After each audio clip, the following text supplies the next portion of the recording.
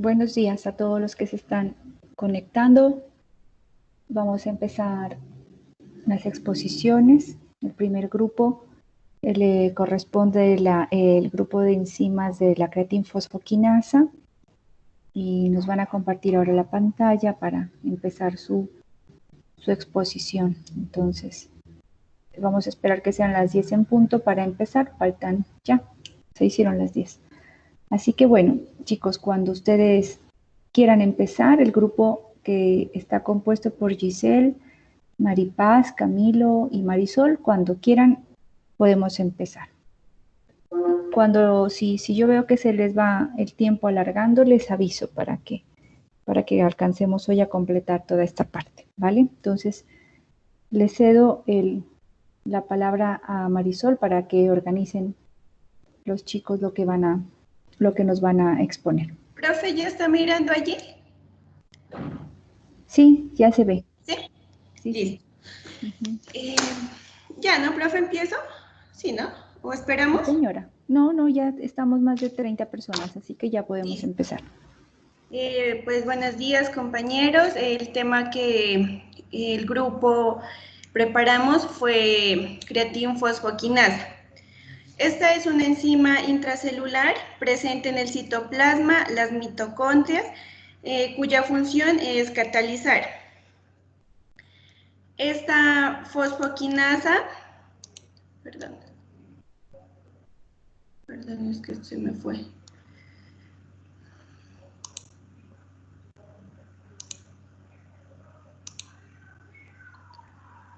Espéreme, profe, que se me perdió esto. Ay, no.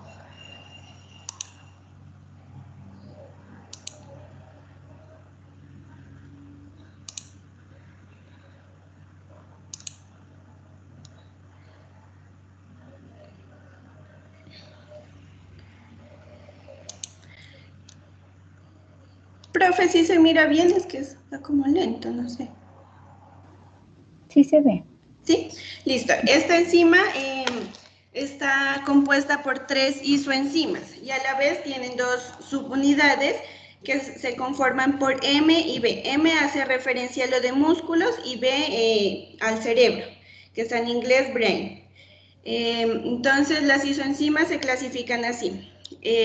MM, o también conocida como CPK3, que es de origen musculoesquelético. La MB, o también conocida como CPK2, que es de origen cardíaco. Y la BB, conocida como CPK1, que es de origen cerebral y del pulmón. Continuemos. Entonces, los tejidos donde se expresa son en el tejido muscular, en el tejido esquelético y en el tejido cardíaco. Ahora sí vamos a ver cuando hay disminución de la CPK. Profe, esto se le entregió aquí, a ver qué se ve.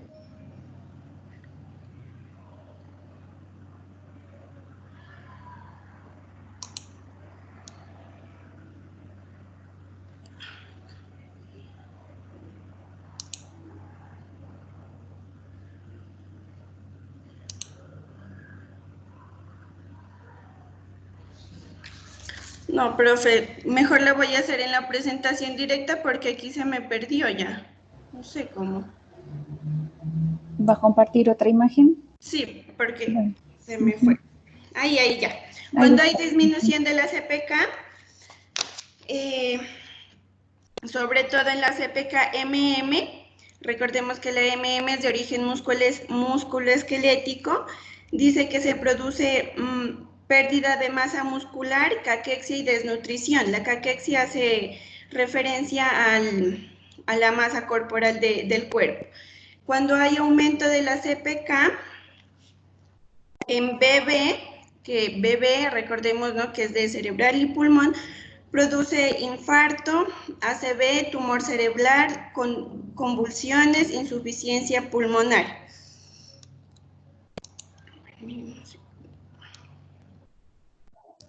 No, esto se fue.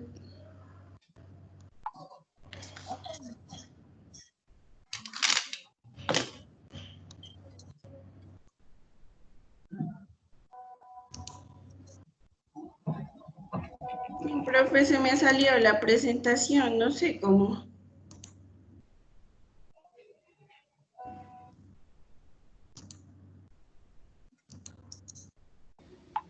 Póngala más chiquita y no la mueva, solamente ahí.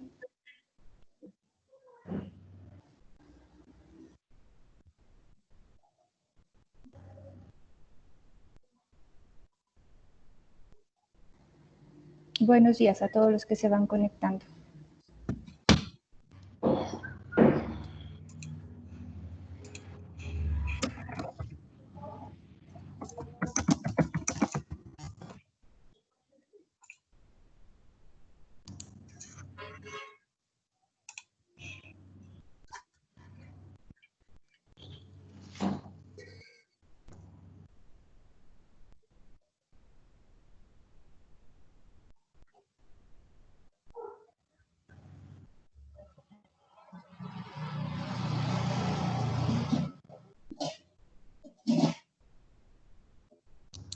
Listo, entonces continuemos. Cuando hay un aumento de la CPK en MB, dice que produce inflamación cardíaca, lesión en el pecho, también se puede producir por algún choque eléctrico o en caso de desfibrilación cardíaca y cirugía al corazón.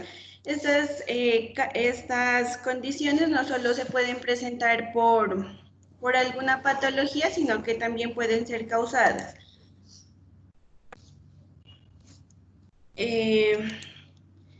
Dice que cuando hay un aumento en...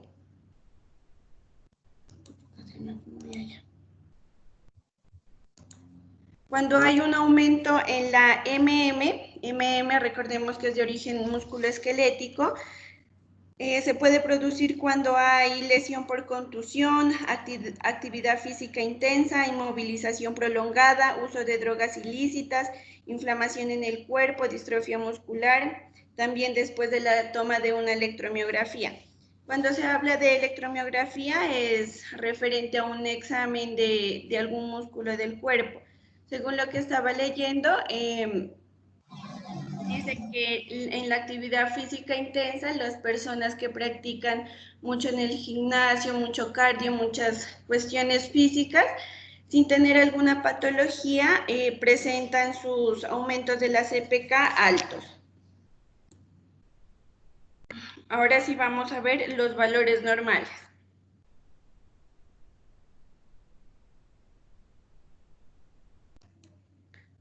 Los valores normales en las mujeres se consideran de 33 a 200 unidades por litro, 211 unidades por litro, y en los hombres se considera de 32 a 294 unidades por litro. Estos valores pueden variar dependiendo del laboratorio donde se realiza el examen y también tiene que ver con aspectos como la edad, el sexo, la etnia, la composición corporal y las condiciones clínicas.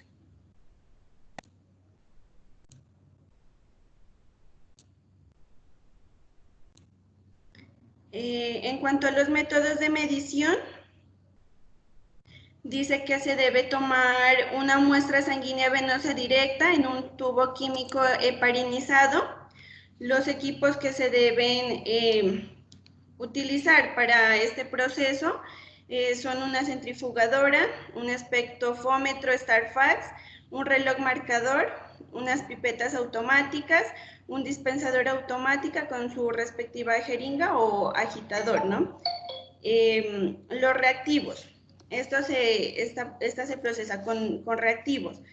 Hay dos tipos de reactivo. Un reactivo A, que es un frasco que contiene sustrato desecado con concentraciones de acetilceína, glucosa, imidazol, entre otros. El reactivo B es una solución de buffer con imidazol con un pH de 6.7. En cuanto al procedimiento, dice que se deben pipetear los tubos previamente identificados de reactivo, calentar a 37 grados aproximadamente 5 minutos. Luego se debe adicionar 0.025 mililitros de la muestra en el tubo respectivo. Se debe mezclar bien y leer directamente desde el StarFax previamente programado, usando como blanco el agua destilada. Y se obtienen directamente los resultados en unidades por litro. Pues los resultados, como les dije, dependen más que todo del laboratorio y de los aspectos que cada paciente maneje. Listo, profe, eso es. Si hay alguna cosa que no hayan entendido, algo para repetir o algo. No sé. ¿Preguntas de los compañeros? Sí, alguna pregunta o repito algo. Yo quisiera, Marisol, que por ejemplo, en un paciente donde estamos utilizando este tipo de procesos para diagnosticar el infarto de miocardio, más o menos en qué rangos puedo esperar los valores de esta enzima. Usted o sus compañeros pueden ayudarle, ¿no?, a responder. Profe, ¿me repite la pregunta? Sí, usted nos acaba de decir que esta enzima se utiliza para diagnosticar infarto de miocardio. Sí. Entonces, usted tiene un paciente masculino que llega a la sala de urgencias y parece ser que está cursando un infarto. Hacen los exámenes de CPK.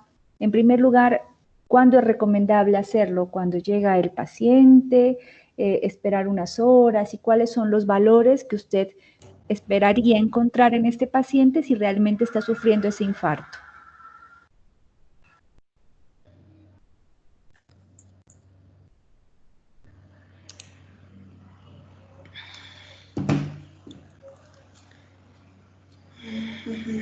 Cuando, profe, por ejemplo, cuando llega un paciente con un posible infarto, lo que se dice es que lo primero pues que siempre se ordena es las troponinas, que son las que son las que son más asertivas para determinar si hay un infarto, ¿no?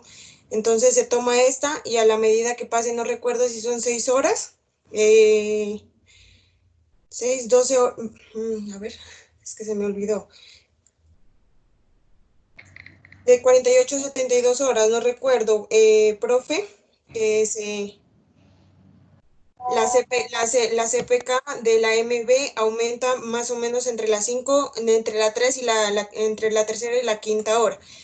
Entonces dice que más o menos cuando pasan 48 horas, que aumenta, la CK de MB aumenta, y ahí se puede determinar, o sea, con más certeza que el músculo, como esta es la que mira los músculos, ¿no?, del corazón, entonces hace que pues que tenga más marcación.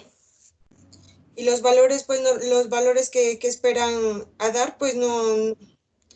Esos valores dice que se deben considerar de 2.5 a 3.0, se podría considerar como una lesión cardíaca, pero sí se define con el examen de la CPK.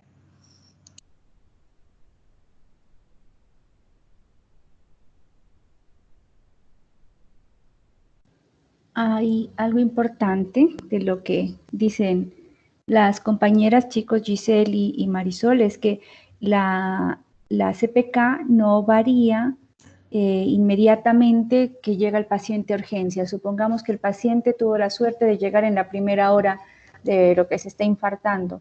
La CPK no es en ese momento la enzima que les permita hacer mejor el diagnóstico. Como dijo Giselle, se miden un conjunto de enzimas, especialmente troponinas, mioglobina y CPK. La CPK empieza a variar después de la quinta hora, o sea, se mide a las 6, a las 12, a las 18 horas, porque recuerden que las enzimas no solamente permiten el diagnóstico, no, sino también hacer un seguimiento de la patología que está cursando el paciente. Entonces, si llega el paciente y les da la CPK normal, dice, no está infartado, váyase a la casa. No, porque la CPK va a cambiar después de un tiempo de haberse producido la lesión. Entonces, eso es bien importante. Y en un hombre, por ejemplo, que es el paciente que yo le pregunto, debe estar por encima de los 150 miligramos sobre litro. Entonces, porque hasta 150 era normal, acuérdese, el valor normal del paciente. En cambio, usted va a encontrar, depende también del tipo de concentración que midan en el laboratorio, ¿no? Pero si es en miligramos sobre litro o en unidades, digamos, sobre litro, van a ser esos valores. Después les puedo subir un artículo muy chévere acerca de la utilidad clínica de la utilización de la medición de CPK, mioglobina y troponina cardíaca en una unidad de dolor torácico, cómo, cuándo y cómo pedirlos. Esto es importante para todos, ¿no? No solamente para este grupo, pues porque son artículos que les pueden servir en el desarrollo del ejercicio de su profesión. Entonces, bueno, yo no tengo más preguntas. Si los otros compañeros no tienen preguntas para el grupo, podemos seguir con el grupo de las lactato deshidrogenasas. Y después al final les doy sus notas. Bueno, listo, Marisol, gracias. Sigamos con el grupo de las lactato deshidrogenasas y también ayúdenme, por favor, un integrante del grupo a escribir en el chat los compañeros con los cuales trabajó. Gracias, profe Carol. Buenos días. Profe, ¿me escucha? Sí, la escucho. Profe, ahorita ya vamos a compartir la diapositiva, ya le escribo los integrantes de Vale. mi grupo. Listo. Gracias, profe. Bueno.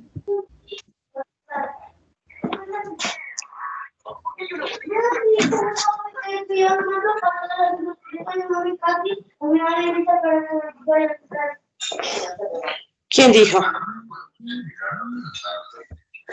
Gracias. Bueno, el tema que nosotros tenemos para el día de hoy es el lactato de deshidrogenasa. ¿Qué es el lactato de deshidrogenasa? Es también llamado deshidrogenasa del ácido láctico. El LDH es una enzima que se encuentra prácticamente en todos los tejidos del cuerpo. Desempeña un papel importante en la respiración celular, el proceso en el cual la glucosa o el azúcar proveniente de los alimentos se convierte en energía que pueden ser utilizados por las células. Aquí tenemos el ATP. Sabemos que el ATP, o también llamado adenosintrifosfato, sabemos que es un nucleótido que fundamentalmente lo que hace es obtener energía celular. Se produce durante la fotorrespiración y la respiración celular y es consumido por muchas enzimas en la catálisis de numerosos procesos químicos. Corresponde a la categoría de los oxidorreductasas, que son enzimas que catalizan la transferencia de electrones, dado que cataliza una reacción en la que el piruvato es reducido al lactato gracias a la oxidación del piruvato. El piruvato es un compuesto de importancia crucial en la bioquímica, ya que es el producto final de la glucólisis. La glucólisis es el primer paso en la respiración celular. El piruvato activa de soporte en la unión entre las vías anaerobias y aerobias del piruvato. Es la unión del ácido pirúvico. Los vertebrados en algunos tejidos o tipos celulares obtienen la mayor parte de su energía del metabolismo anaerobio. Todo en el caso de eritrocitos, dado que carecen de mitocondrias. Tenemos dentro de estas isoenzimas. Las isoenzimas son conocidas también como isocimas.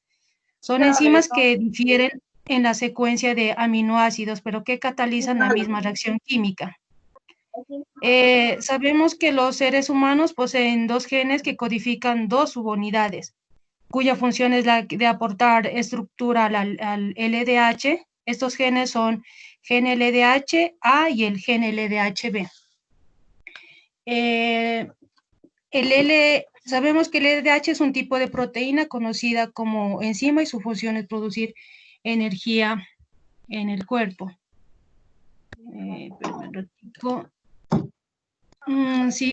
Sabemos que el LDH es muy útil para identificar las lesiones en los tejidos. También existen otros análisis que por lo general son necesarios para determinar en qué lugar ha ocurrido el daño. Uno de estos análisis se denomina análisis de isoenzimas LDH. Las isoenzimas LDH son 5 tipos de enzima. El LDH que se encuentra en concentraciones específicas en diferentes órganos y tejidos. Al medir los niveles de estas isoenzimas en la sangre, los médicos pueden tener una mejor idea del tipo de la ubicación y la gravedad del daño celular. ¿Por qué se realiza? El análisis del LDH se utiliza por lo general para detectar si existen lesiones en el tejido. Estas lesiones pueden ser graves, como en el caso de una lesión traumática, o crónicas, causadas por una afección prolongada, como una enfermedad hepática o ciertos tipos de anemia. También puede utilizarse para controlar las afecciones progresivas, como la distrofia muscular. Se encuentran también en los tejidos, principalmente en el corazón, en el hígado, en los riñones, en los músculos y en los glóbulos. En los glóbulos rojos, cerebro y pulmones. Continúe, Dani. Buenos días, profe. Retomando lo de las isoenzimas, también nos dice que estaba reformada por 4 unidades, dentro de las cuales se conocen 3, las cuales son H, M y X, la cual dice que entre estas se pueden asociar y dar tetrámeros. A partir de esta dice que se dan 6 tipos de LDH, en la cual está el músculo, por ejemplo, empieza la LDH1, en la que dice que está el músculo cardíaco y eritrosis, en el LDH2, que se da en el músculo cardíaco y las células sanguíneas, LDH3 en los pulmones, LDH4 en los riñones, placenta y páncreas, LDH5 en el hígado y el músculo esquelético, y finalmente en el LDH6 en el testículo y en el hígado. Cuando hablamos de esto, hacemos referencia a la destrucción de todos los tejidos, y ya que dice que hay una elevación en el suero, lo que dice que es un signo que está funcionando mal, o un órgano o un tejido está siendo lesionado. A nosotros nos habla sobre los niveles normales, que dice que puede variar de 140 a 280. Entonces a nosotros nos dice que el LDH pasa a la sangre de toda la destrucción de los tejidos, y la elevación del suero va a ser mayor. En esto nos dice que el valor normal de el más general, puede ser entre 105 y 333 unidades internacionales por litro. Nos dice que los niveles aumentados que nos puede presentar son cardiopatías, enfermedades hematológicas, patopatías, metástasis pulmonales, entre otros. También nos habla de cuando hay una liberación o un daño en dice que va a liberar más LDH en el torrente sanguíneo. Luego nos habla acerca de los niveles aumentados en patologías. Pues primero quiero empezar con el nivel bajo, que dice que es una enzima que siempre va a indicar un valor bajo y no tiene una mínima significación. En cambio, en el LDH alto nos habla de que va a ser que va a tener un tipo de enfermedad, o como dije anteriormente, el órgano va a estar fallando en el cuerpo.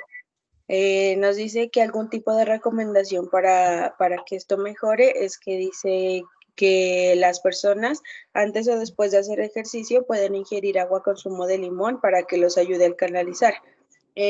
También dice que otro buen método para esto es tomar bicarbonato disuelto en agua, porque dice que esto nos va a ayudar a neutralizar el ácido láctico.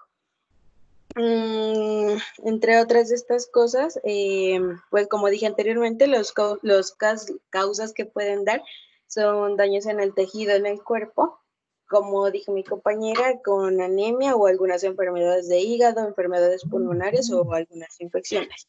Y también dice que se sirve para utilizar esencialmente para los tipos de quimioterapias o en el cáncer. Y también dicen que lo que ocurre durante la prueba del LDH es que esta va a poder identificar los líquidos corporales, pero dice que si se hace una prueba de médula espinal, esta va a ser más efectiva y se puede dar más información sobre el procedimiento. Acerca de los métodos de medición, en el análisis de LDH nos habla que para esta lo único que se tiene que hacer es una extracción de sangre en la vena y dice que en el caso de las lactantes se hace un procedimiento diferente en el cual dice que se tiene que hacer una pequeña punción en el talón y dice que la sangre se la tiene que meter a un tarro y y luego finalmente ya se limpia la piel con un antiséptico y se le pone una banda. Y ya, eso, profe. Bien, chicos. ¿Los compañeros tienen preguntas?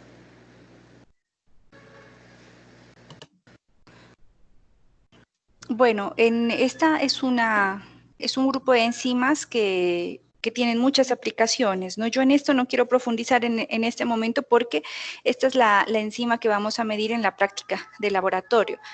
Pero sí le quiero preguntar al grupo, ¿cuál es la diferencia en la medición para el diagnóstico de un infarto de las enzimas lactato deshidrogenasas y la que vimos anteriormente? La creatinfosfoquinasa. ¿Qué creen ustedes que por qué utilizo la creatinfosfoquinasa y no esta lactato deshidrogenasa si también se expresa en el corazón? Esa pregunta para el grupo. Pues porque la lactodeshidrogenasa nos habla sobre la destrucción de los tejidos. Sí. ¿Y?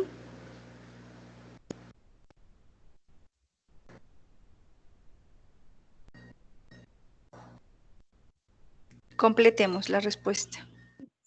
Esta enzima, la lactato deshidrogenasa, está más presente pues en la mayoría del cuerpo, a diferencia de la otra. Sí, exactamente, porque esta es menos específica, digamos, se expresa en más tejidos, está bien.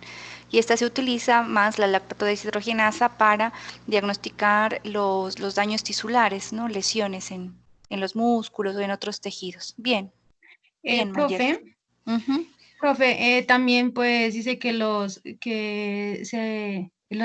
resultados, si los niveles, por ejemplo, de LDH están por encima de lo normal, en general significa que hay algún tipo de daño o enfermedad en un tejido del cuerpo. Algunas de las enfermedades que podrían causar niveles altos de LDH son los siguientes, por ejemplo, anemia, enfermedad en los riñones, enfermedad en el hígado, lesión muscular, ataque al corazón, pancreatitis, y también pues nos habla de algunas infecciones como la meningitis, encefalitis y mononucleosis infecciosa.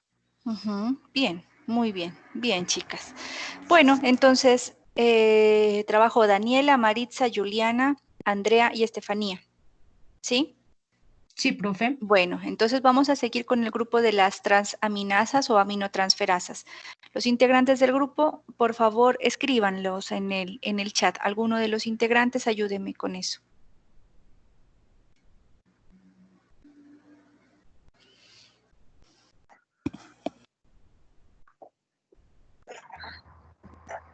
¿Empieza a mirar la presentación? Sí, sí se ve.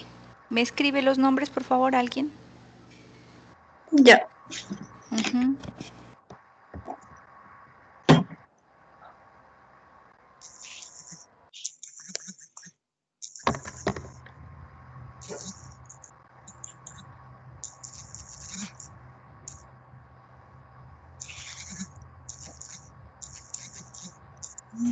Gracias, Valeria.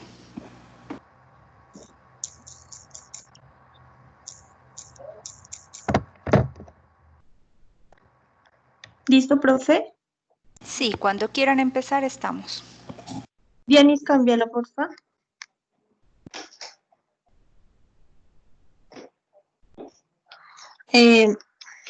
Bueno, a nuestro grupo, buenos días. A nuestro grupo le corresponde lo que son las transaminasas. Bueno, estas son unas enzimas que se encuentran en el interior de las células de los órganos como el hígado.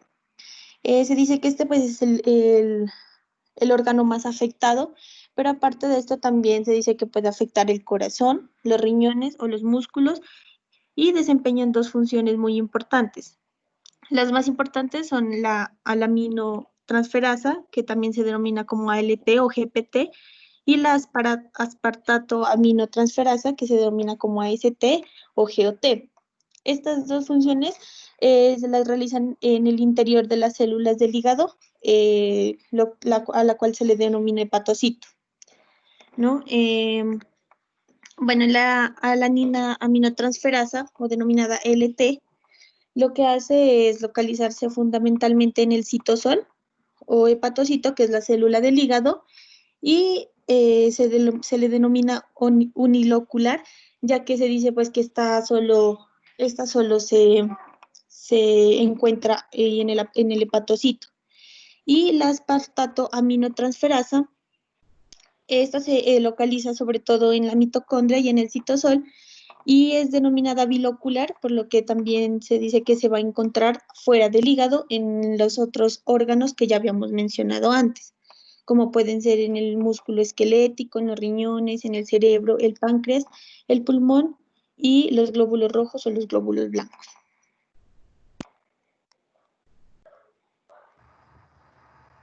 El método de medición para esta enzima es un análisis de sangre.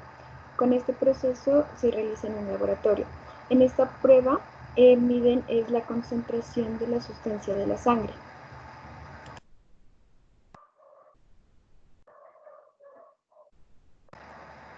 Marcela. Vamos a hablar de los valores normales de las transaminasas en sangre. Los valores normales de la ALT en sangre, aunque pueden variar ligeramente dependiendo del laboratorio, son en hombres de 10 a 40 unidades sobre litro y en mujeres de 7 a 35 unidades sobre litro. Esta prueba es más específica en enfermedades hepáticas. Los valores normales de las AST en sangre, estas también pueden variar dependiendo del laboratorio.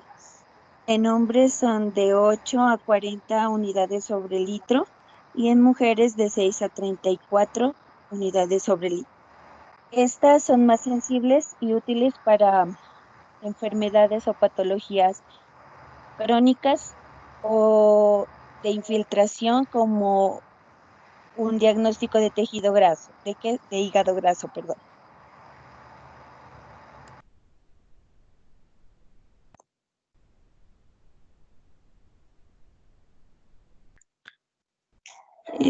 Bueno, a esto le vamos a añadir que en cuanto se puede hacer un posible diagnóstico, ya sea con el examen de sangre que se realiza, vamos también, o sea, nos puede dar un indicio de que está presentando una enfermedad patológica cuando encontramos también alteradas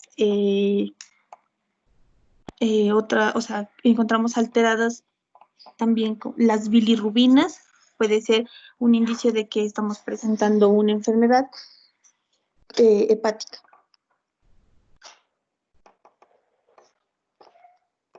Schneider.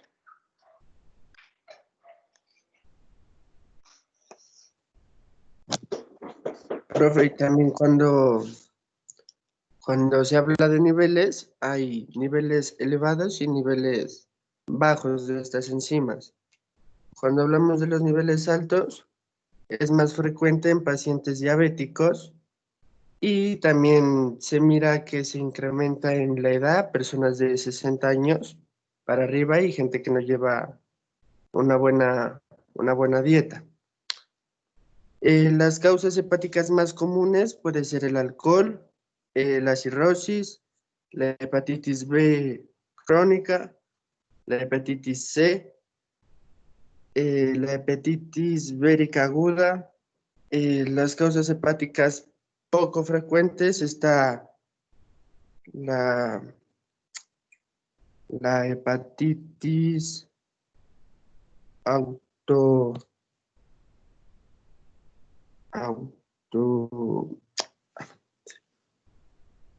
bueno, profe, la enfermedad de Wilson,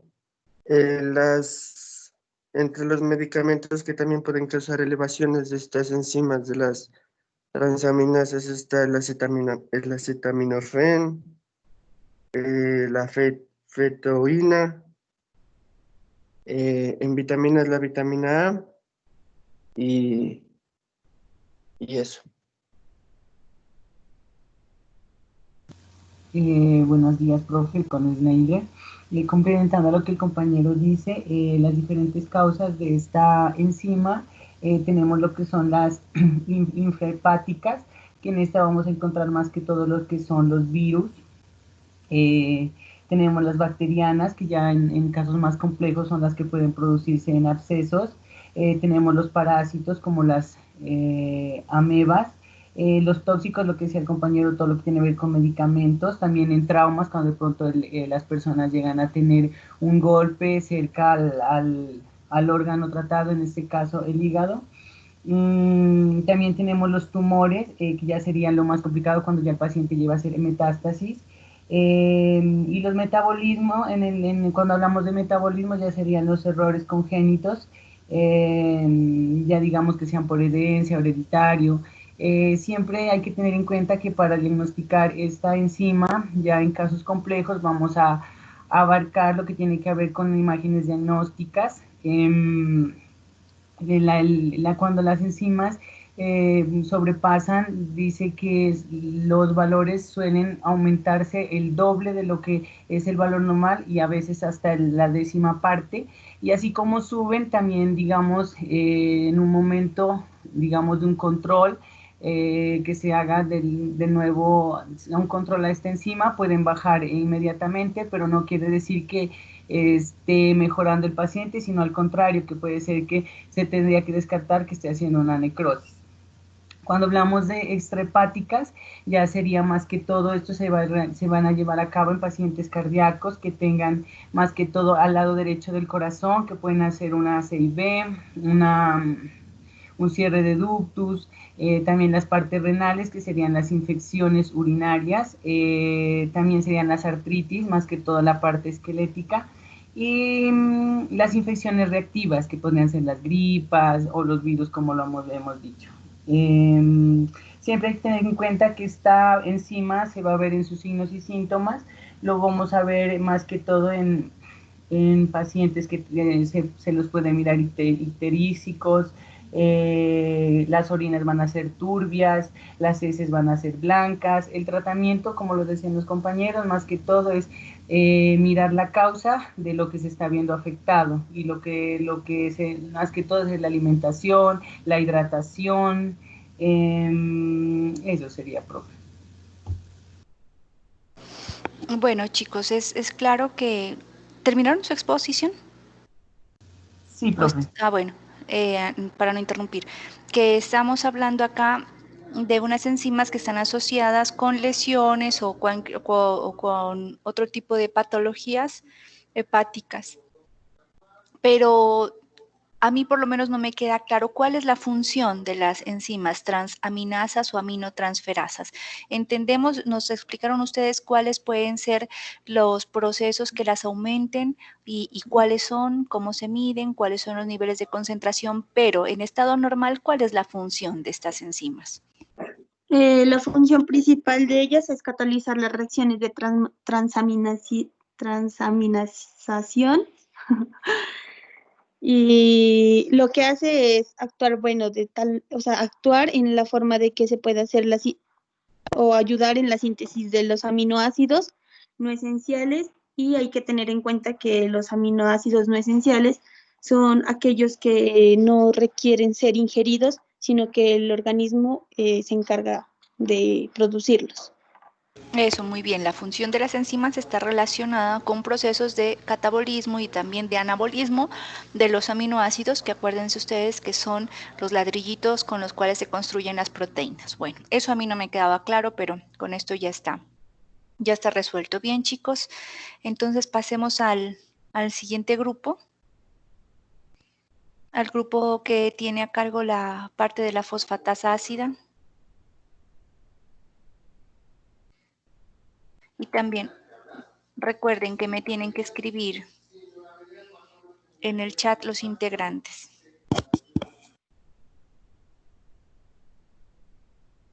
Buenos días, profe. Buenos días. Mauricio. Muy bien, gracias. ¿Y ustedes? Bueno, Mauri, Olga, Gabriela, Carla y no puedo leer. Otro me falta. Angeli y Brian, profe. A ver, espéreme que el chat no me deja copiar. Entonces yo tengo Angeli, Mauricio, Olga, Gabriela, Carla y Brian. ¿Ahí estamos completos? Sí, profe. Listo. Bueno, No, cuando ustedes quieran. es que se me cerró el archivo y no me lo quiere abrir. Ah, no, si eso es así, cuando uno tiene que exponer, yo tengo así todo listo en la clase, pero a esa hora se apaga el compu, se reinicia. Esperemos nomás.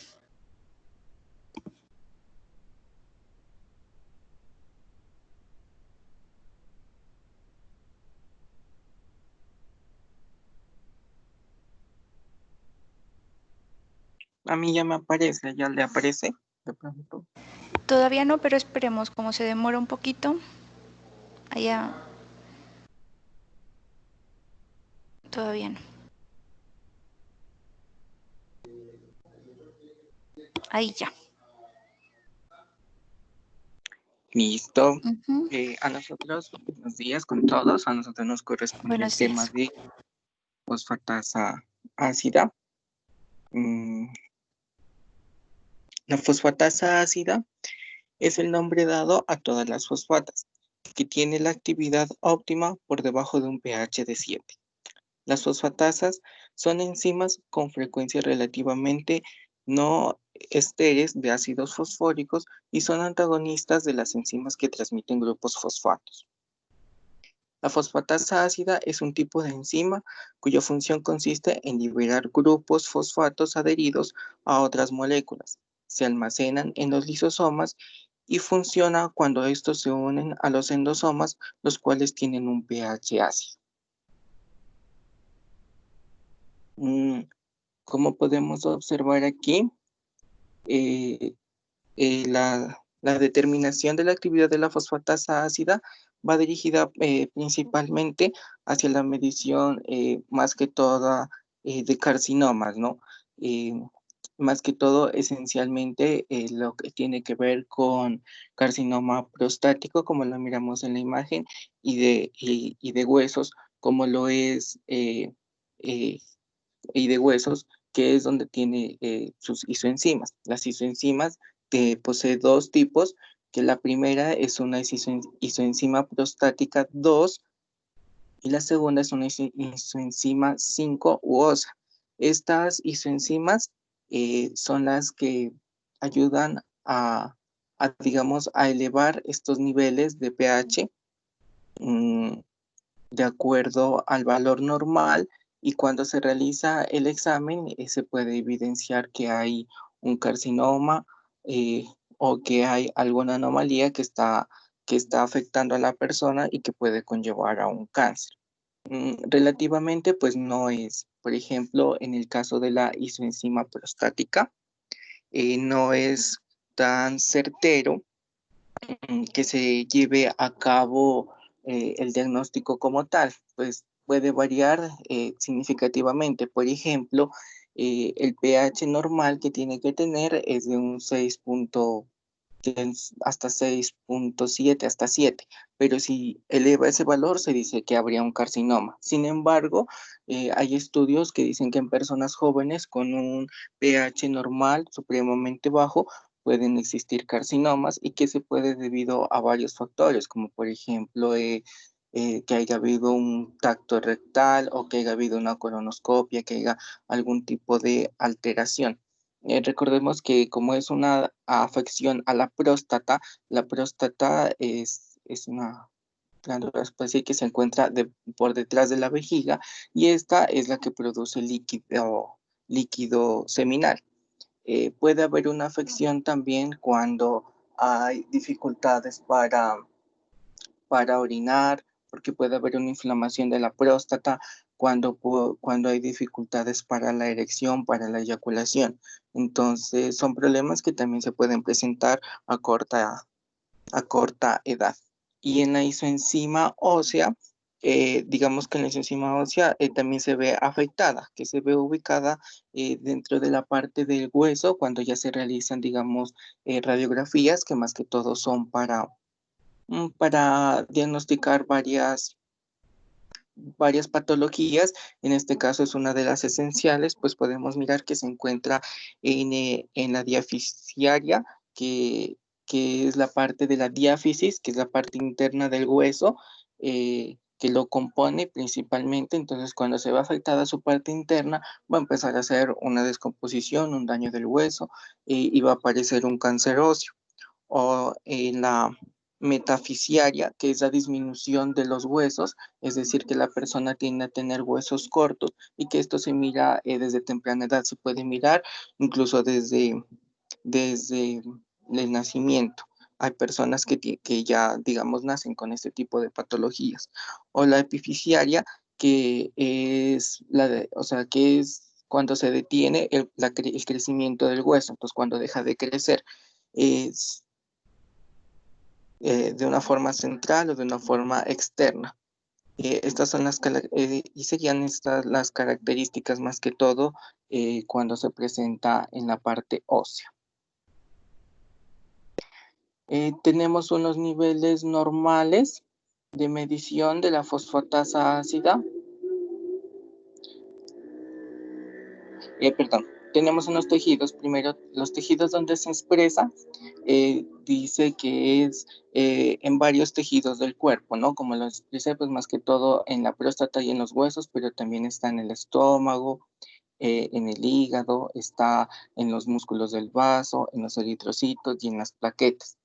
Hay unos niveles normales que presentan estos cuando se realizan los exámenes de fosfatasa ácida, que pueden ser por sangre o que puede ser por medición de orina cuando es de la próstata. Y los niveles normales normalmente son valores inferiores a 1.5 unidades Wonsky.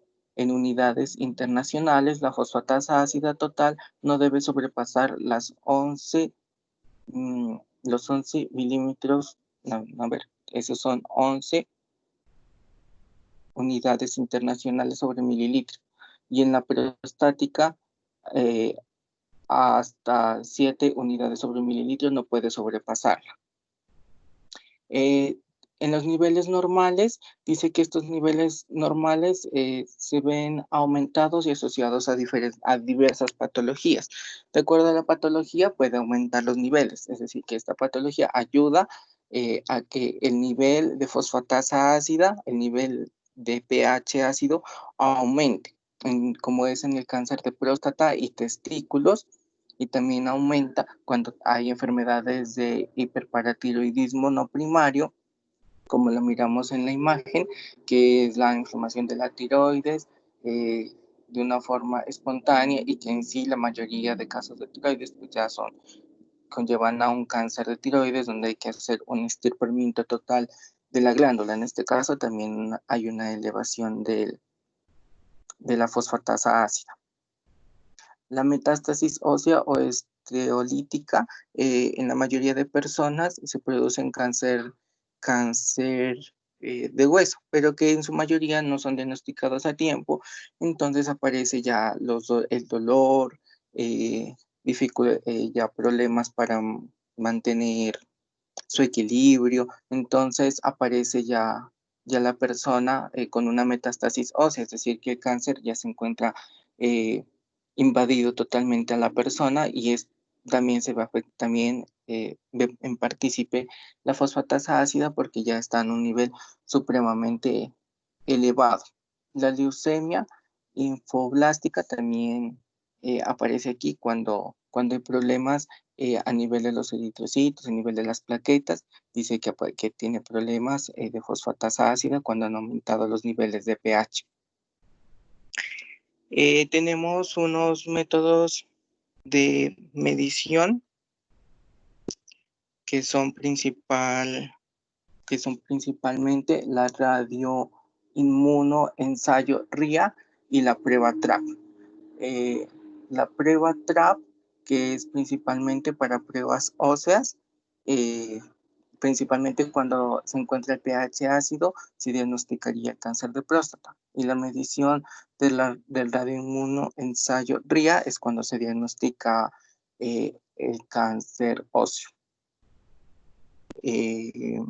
También cuando se realizan este tipo de pruebas, que pueden ser en sangre o en orina, dice que se utilizan unos reactivos, que son 3. El primer reactivo, que es un sustrato de conservación y tiene que ver con también a una temperatura, debe estar de 2 a 8 grados centígrados, que contiene monofosfatos o timolfoteína de 1,5 mol sobre litro después de ser reconstituido.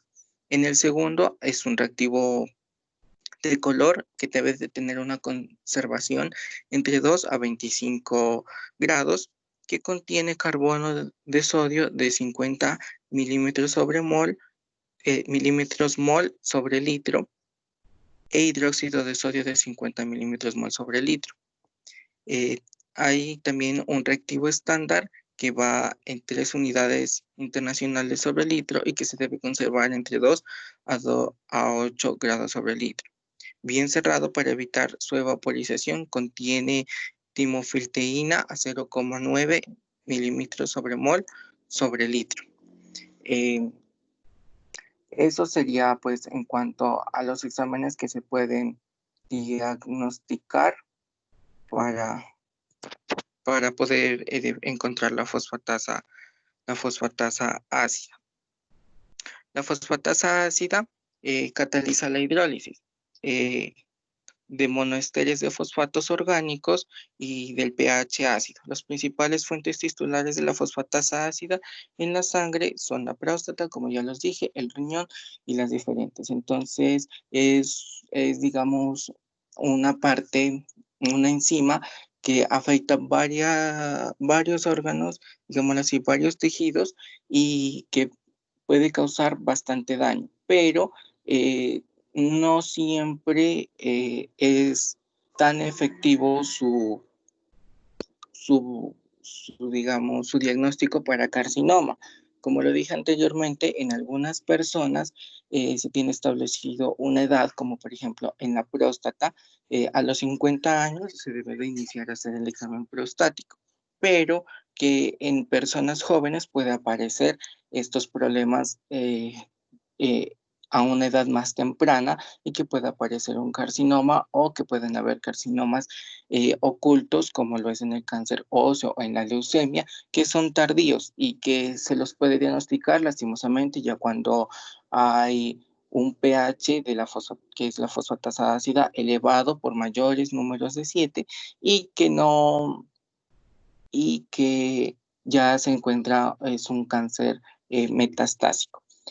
Los niveles suprimidos asociados a esta no presentan niveles suprimidos debido a que, como les decía anteriormente, hay un nivel normal que es de 5 a 6,9 o que varía de acuerdo también al laboratorio que lo vaya a procesar, pero no hay un nivel que digamos que disminuya. Al contrario, este tiene solamente niveles de aumento para que se pueda diagnosticar esta fosfatasa ácida. Cuando hay niveles disminuidos, se sobreentiende que pues la persona se encuentra bien, que no hay presencia de carcinomas y que hay una menor disminución sobre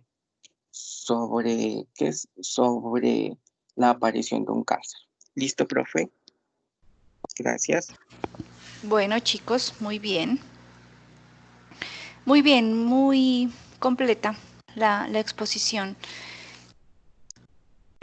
Mauri hacía una relación y decía, si bien hay una isoenzima que está expresada en tejido prostático, no es un indicador al 100% fiable en el diagnóstico de cáncer.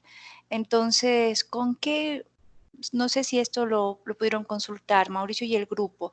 ¿Con qué otro biomarcador podría completarse el diagnóstico de, por ejemplo, un caso de cáncer prostático? Hola, profe. Hola. Buenos días, Olga. Hola, Olga. Aparte de la fosfatasa ácida, que pues es un marcador pues bastante extenso, ¿no? Porque está dirigido a varias patologías cancerígenas. En el caso del sea prostático, también se lo puede identificar con el antígeno prostático, que es una muestra en sangre. Además, pues, de los otros paraclínicos y basados también en la historia, tomografías, etcétera. Muy bien, chicos. Esto era la respuesta. Muy buena exposición, muy completa. Buen trabajo. Seguimos con el siguiente grupo, el que tiene a cargo la fosfatasa alcalina. Buenos días, profesora. Buenos días. Buenos días, compañeros. Tienen que escribirme los integrantes, sí. Perdón. Ya ahorita los va a escribir mi compañera. Vale. Listo.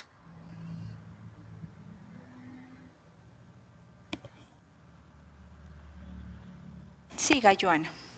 El tema Profe, que vamos a exponer... Ya mira en la... No. El esquema... A ver, espérame un ratito. Ahí. Tenemos que tener paciencia porque a veces usted lo pone y nosotros nos demoramos un poquito en verlo. Entonces esperemos. Me avisan.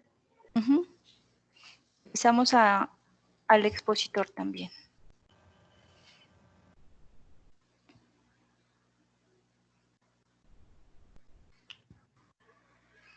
Lo que estamos viendo es la pantalla de la reunión. No sé si tal vez usted tenga que escoger otra pantalla para compartir.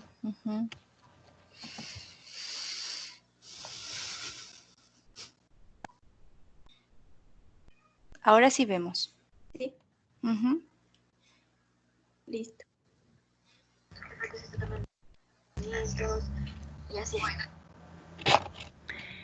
El tema a exponer es enzima fosfatasa alcalina.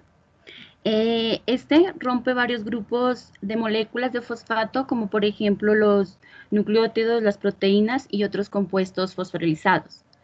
Es una enzima hidrolasa, hidroliza los esteres fosfatos a un pH de 9 a 10, óptimo alcalino, entre un grupo orgánico y un grupo inorgánico. A este proceso también se le llama fosforilización. Es una enzima amplia que se distribuye en todo el organismo. Es un proceso de la ruptura normal de las células sanguíneas, especialmente en los granulocitos como también en los tejidos. Se ubica en la membrana celular y es responsable también de sintetizar ciertas moléculas del ADN dentro de la célula y sintetiza las proteínas, como también participa en la calcificación de los huesos y el cartílago.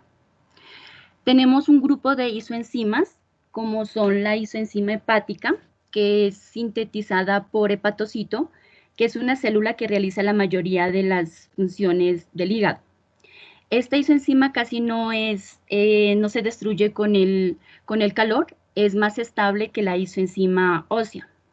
Se incrementa en pacientes con cáncer, como el cáncer de colon, el cáncer pulmonar, también en pacientes diabéticos y en casos de hepatitis viral. Esto se presenta más frecuentemente en hombres. La isoenzima intestinal. Esta isoenzima es producida en las células de la mucosa intestinal, ya que el intestino es la principal fuente para que se dé esta fosfatasa alcalina sanguínea y se presenta en pacientes con cirrosis. La isoenzima placentaria es sintetizada en el trofoblastos, que es una capa externa que promueve nutrientes al embrión. Es detectable en el suero materno en valores crecientes a medida que avanza en la edad gestacional. La isoenzima ósea es sintetizada en el osteoblastos, que son células fundamentales del tejido óseo. Esta enzima es más termolábil, que quiere decir que se destruye con facilidad en el calor. Es más frecuente en pacientes con metástasis a hueso y en pacientes con cáncer de próstata. Los tejidos que se expresan es en el hígado, en el hueso, en el riñón, en el intestino, la placenta en mujeres embarazadas, el vaso, como también en vías biliares. compañera. Listo. Bueno, tenemos los valores normales que se dan entre 1.5 a 5 unidades Budansky.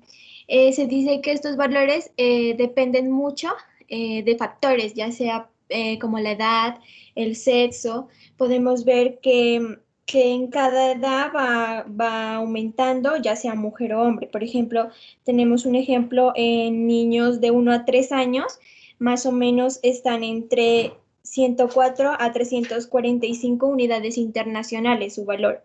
Y ya en adultos, que es entre 30 a 120 unidades internacionales. También depende mucho con pacientes que tengan enfermedades como es la diabetes, que es aproximadamente aumenta en un 35%.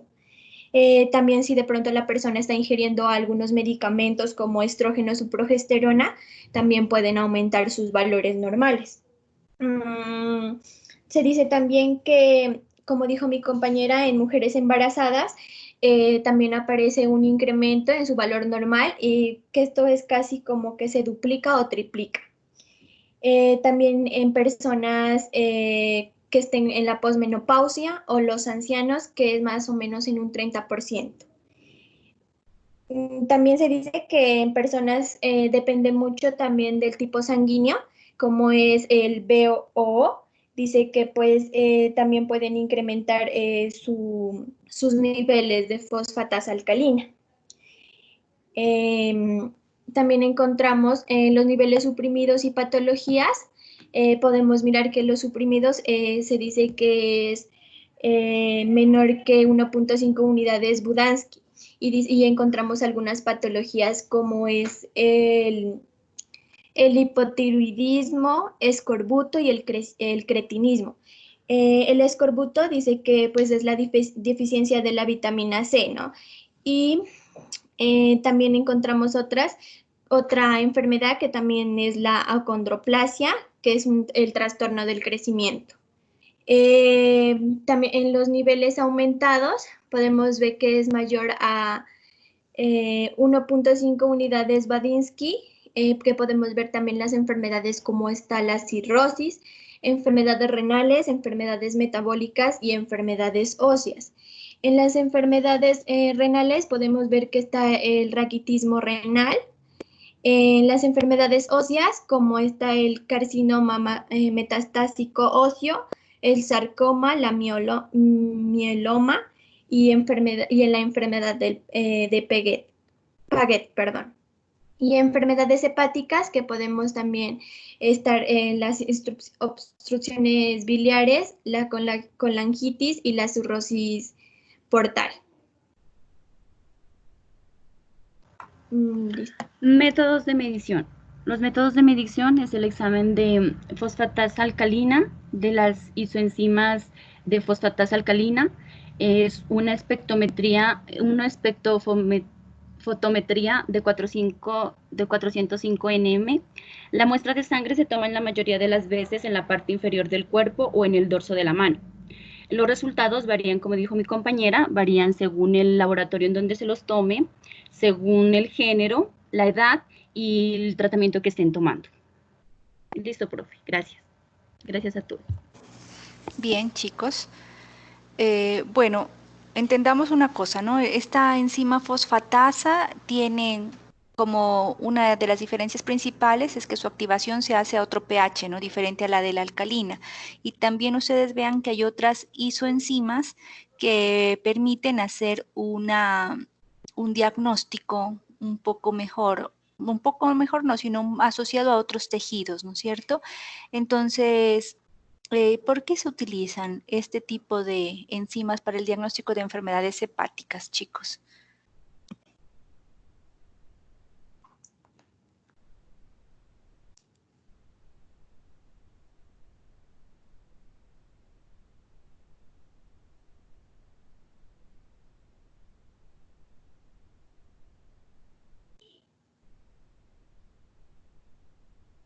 ¿Qué pasó con el grupo?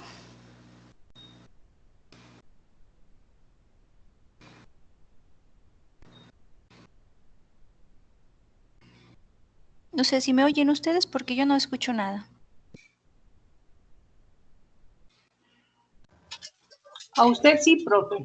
Sí. Profe, ¿nos puede repetir la pregunta, por favor? Sí, porque se utiliza esta enzima como bioindicador en enfermedades hepáticas.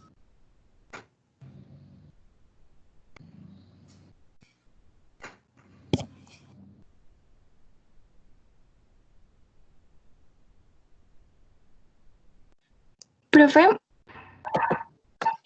se utiliza la fosfatasa alcalina, ya que en niveles elevados pueden ser signo de cirrosis, hepatitis.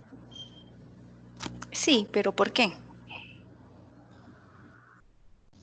Es fácil la respuesta. Vean, en su mismo gráfico están respondiendo. Porque se expresa en ese tejido. Exactamente, por eso, porque hay una isoenzima hepática, entonces eso quiere decir que hay expresión en ese tejido, por eso se puede asociar a ese tipo de enfermedades.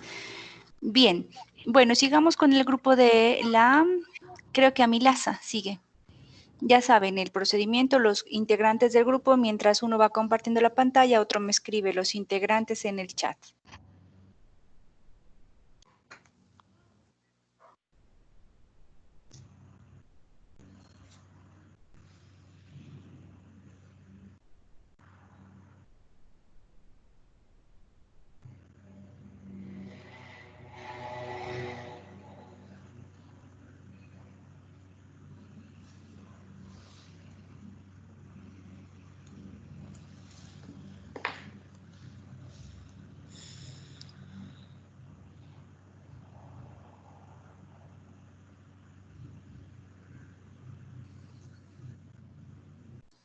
Gracias, Darcy. Tengo los integrantes del grupo.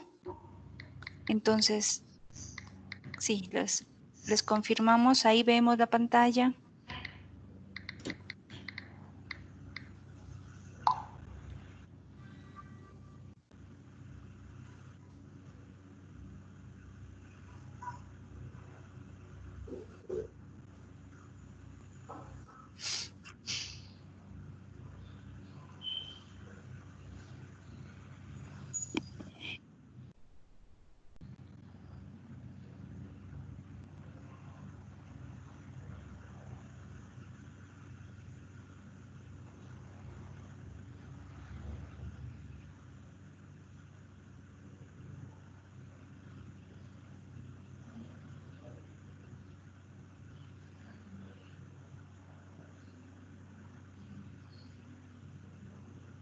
Cuando quieran empezamos, cuando estén listos.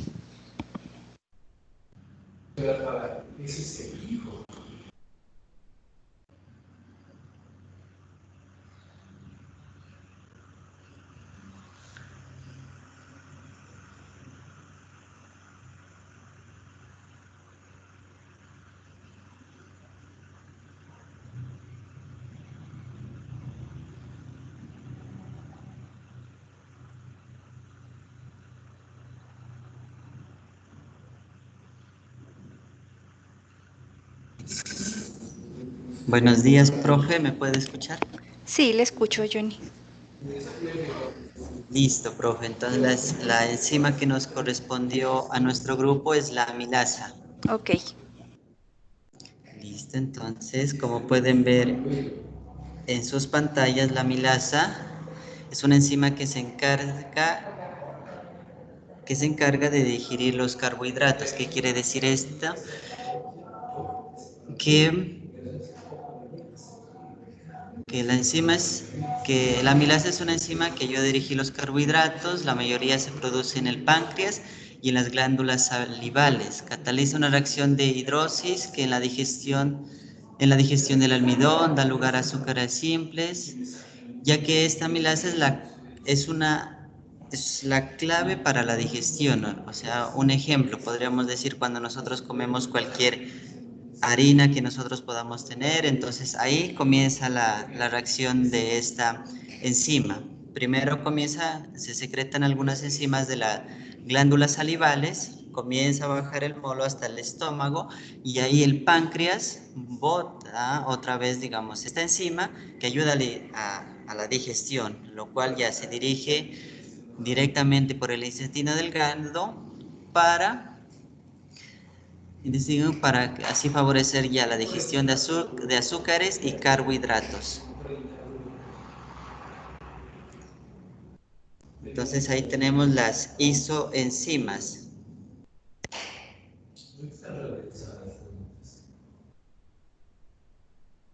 Las isoenzimas, ¿me están escuchando? Sí, Johnny, se escucha bien.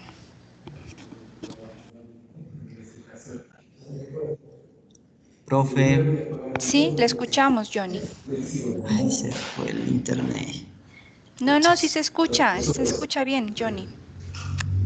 Escríbanle a Johnny los compañeros, porque si no Sí, él el se... internet.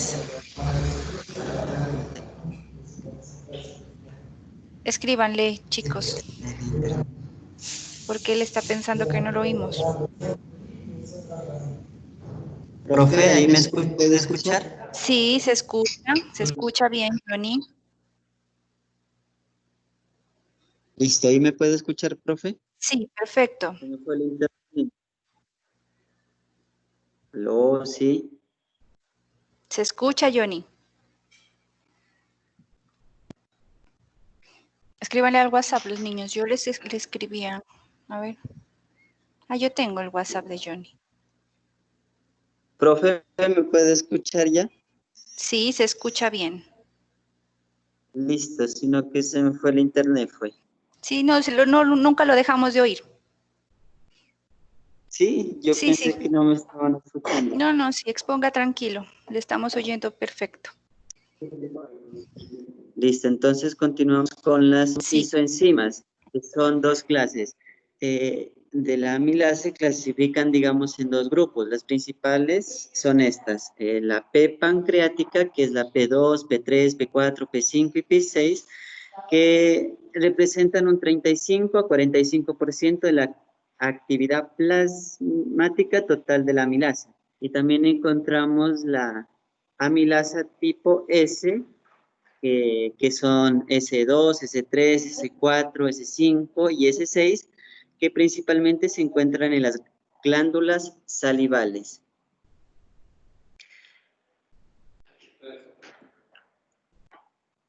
Los tejidos donde se expresa. Los tejidos donde se expresan es pinares del páncreas y las glándulas salivales. También se presentan estas enzimas en el músculo esquelético, intestino delgado, trompas de falopio, en los pulmones, en la tiroides, en las amígdalas, la leche materna, las podemos encontrar. Los niveles normales, el valor puede variar de acuerdo con el laboratorio y la técnica usada para la realización. Pero los valores normales pueden ser de 30 a 118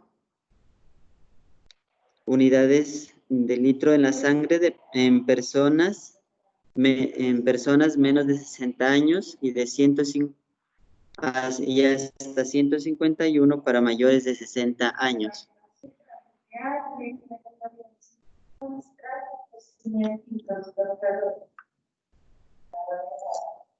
También encontramos los métodos de medición, que el primero es con la muestra de sangre, y esta prueba se utiliza para diagnosticar o vigilar problemas en el páncreas, como el pancreatitis.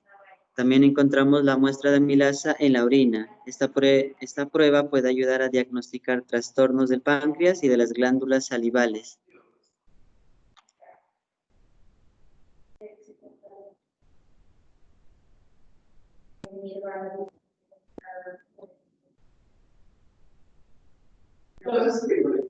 También encontramos en las patologías, en los niveles alterados que sobrepasan, encontramos la pancreatitis aguda, la obstrucción del páncreas y el cáncer pancreático.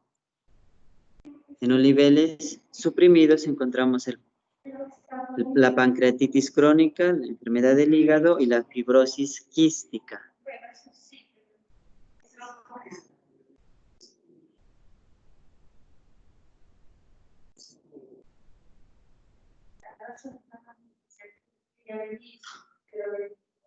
¿Están allí?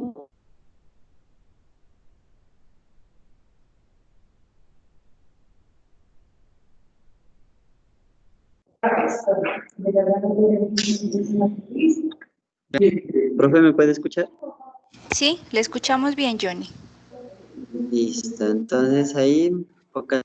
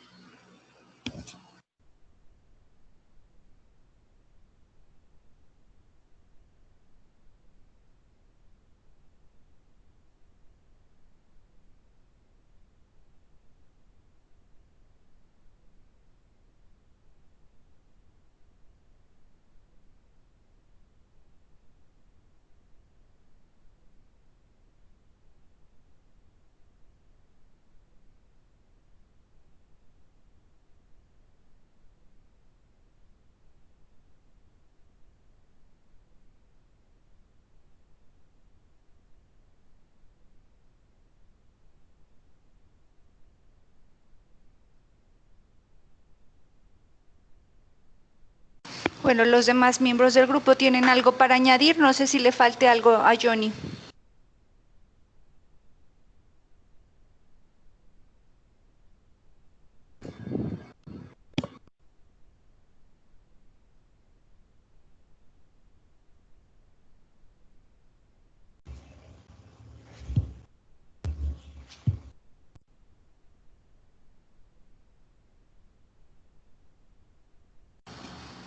¿Terminaron el grupo? Las demás chicas, por favor, respondan. Sí, profe. Pues ¿Terminó? algo que añadir sería que para determinar, digamos, el pH de la amilasa, en la salival, o sea, que es la S, está el pH entre 6.9 y en la pancreatitis ya sería un pH de 7. Eso sería para añadir. ¿El método de diagnóstico? ¿El método de cuantificación? Esa es mi pregunta, ¿no? ¿Cómo se lleva a cabo el método de cuantificación? Geraldine, Darcy, Cristina, Camila.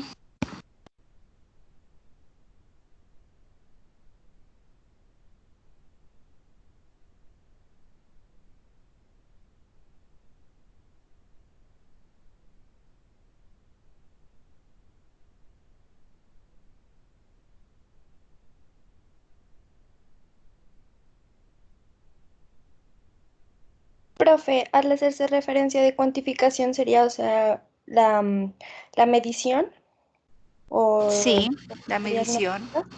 Sí, sí. Pues para determinar esto se hace análisis lo que es de sangre y de orina. ¿Y cómo se lleva a cabo? Esa es la pregunta.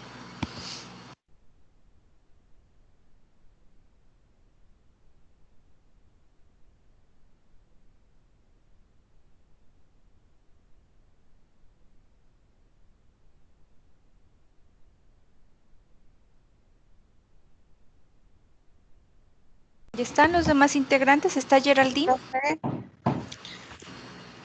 Aunque sea presente, digan. Geraldine.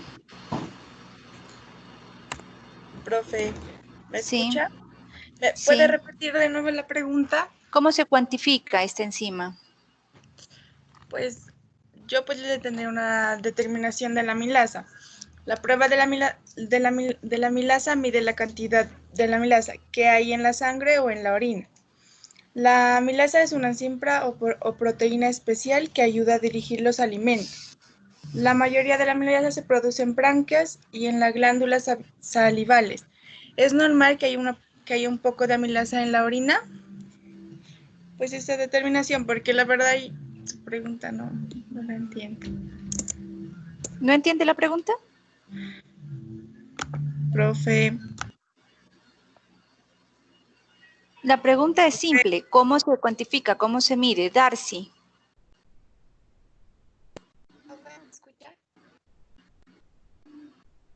Cristina. Se cuantifica a través de la fotometría, que es una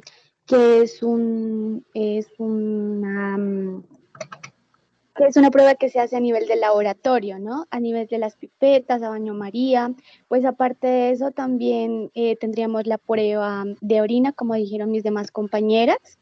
Pues eso sería. ¿Cómo se tiene amilasa en la orina? ¿Por qué se tiene amilasa en la orina? Pues la mayoría de amilasa, pues como lo dijo mi compañero, está a nivel del páncreas, está a nivel de la saliva, pero también se tiene un poco a nivel de la orina, ¿no? Es muy poco lo que se tiene a nivel de la orina. En esto, a nivel de la orina se puede cuantificar la amilasa a nivel de la saliva y a nivel de la sangre se cuantifican por el páncreas, o sea, son pruebas que se determinan la pancreatitis, que es pues la inflamación del páncreas y todo eso. Bueno, chicos, miren, yo entiendo que no todos tienen la misma conexión, que todos hacemos un esfuerzo porque esto funcione, pero acá más allá de la conexión se nota como que no hay un trabajo en grupo y que incluso preguntas básicas en cómo se mide una enzima, entre todos no lo pueden responder. O sea, si falta un integrante del grupo, los demás tampoco salen a apoyar. Entonces, esas son cosas que hay que mejorar y este tipo de ejercicios son justamente para eso, porque que se haya designado a una persona para que exponga no quiere decir que los demás nos quedemos esperando a que el otro solucione todo por arte de magia. Además son estrategias, se elige para que comparta el que tenga la mejor conexión, o sea, les falta trabajar en grupo, la verdad, ser un poco más solidarios entre los miembros del grupo. Sigamos con el último grupo de las lipasas. Ya saben, chicos, el procedimiento, tienen que anotarme los integrantes. Listo, gracias, Sandra.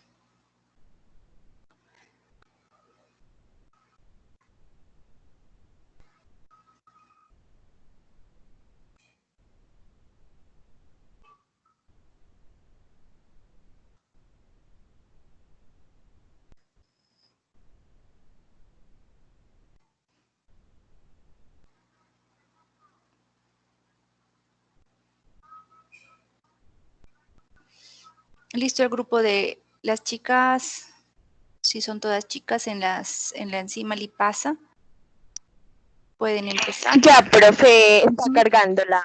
Bueno.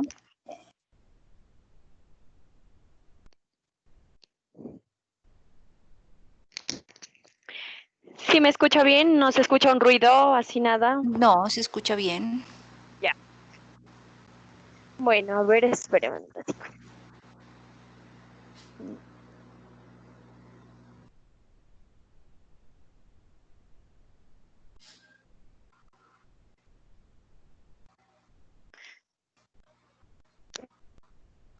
Profe, no sé cómo acercar, cómo se le acerca para...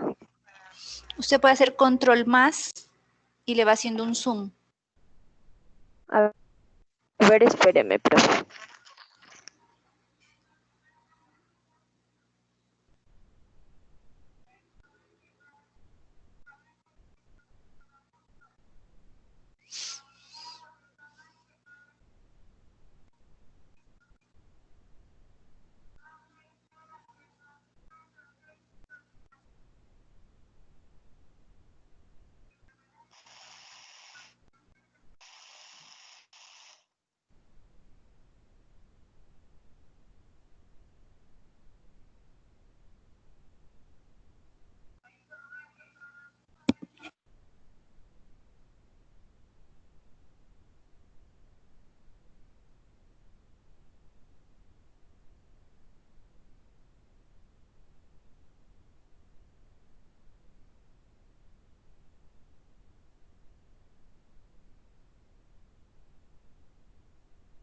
Bueno, bueno, sí lo voy a hacer, profe.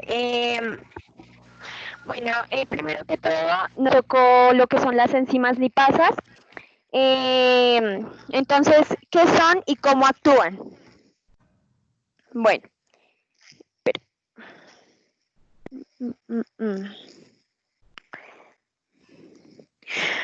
Bueno, la enzima lipasa es una enzima hidrolizada que se secreta en el páncreas para ayudar a la digestión y absorción de las grasas.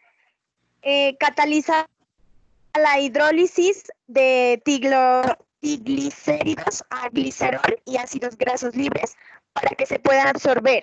Las lipasas son solo activas en un interfaz de aceite y de agua. Las lipasas también se utilizan como aditivo alimentario y están presentes en multitud de alimentos para acentuar su sabor. Bueno,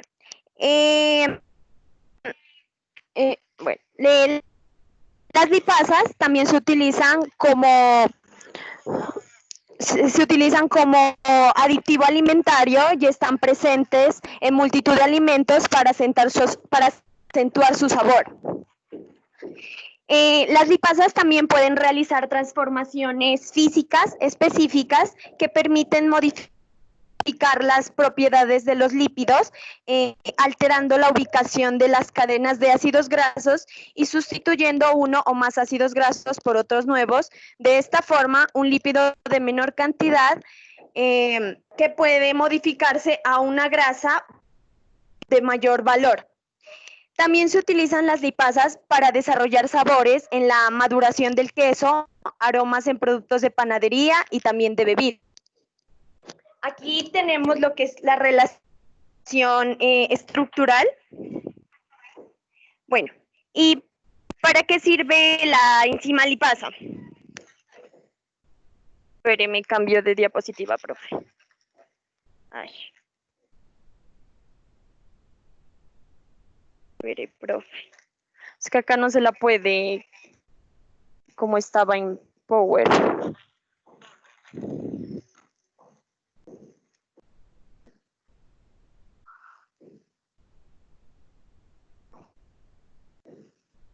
Ay.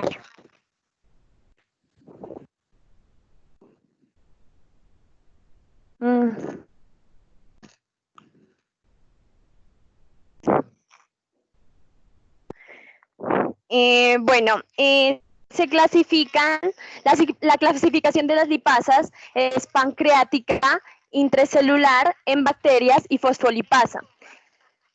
La lipasa pancreática es secretada por el páncreas junto con las sales biliares en el vesículo en respuesta a las hormonas que se liberan cuando el quimio entra en el intestino. Las sales biliares funcionan para emulsionar las grasas en bolitas más pequeñas, lo que aumenta la superficie y la eficacia de la lipasa al catalizar su digestión. La lipasa intracelular puede funcionar también en la regulación de almacenamiento intracelular de lípidos, y la fosfolipasa en una variedad de insectos y serpientes que utilizan un tipo específico de lipasa llamado fosfolipasa para aumentar la severidad de su picadura o mordedura. La lipasa en bacterias, muchas especies de hongos y bacterias secretan lipasa para ayudar en la absorción de nutrientes desde el medio ambiente. Bueno, espéreme.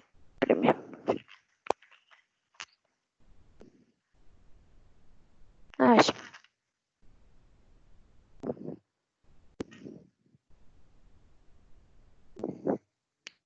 Bueno, en los usos. Esta enzima se la utiliza para... se la utiliza en la medicina para las transaminasas, en la industria química para la penicilina, en la transformación de alimentos para las fermentaciones de quesos, vinos, y en la agricultura en la revisión, algo así.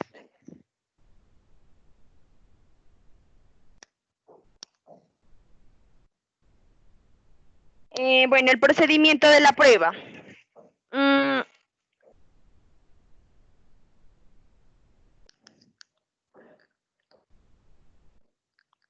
Bueno, la lipasa es un tipo de proteína producida por el páncreas, un órgano que está cerca del estómago. ¿Y para qué se usa? Para diagnosticar pancreatitis u otra enfermedad del páncreas, averiguar si hay una obstrucción en el páncreas, detectar enfermedades crónicas que afectan al páncreas, como lo que es la fibrosis quística. ¿Por qué se necesita una prueba de lipasa? Porque usted podría necesitar una prueba para tener síntomas de una enfermedad como por lo que es el páncreas, como son las náuseas, los vómitos, la diarrea, el dolor de espalda fuerte, dolor abdominal fuerte, fiebre, falta de apetito. Usted también puede necesitar una prueba de lipasa si tiene ciertos factores de riesgo, como lo son la pancreatitis, como por ejemplo los antecedentes familiares de pancreatitis, como la diabetes, cálculos biliares, triglicéridos altos o lo que es la obesidad.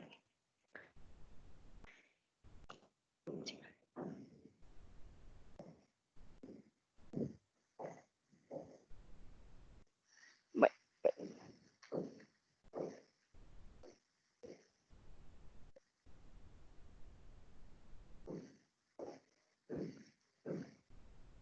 Ay, espéreme, profe.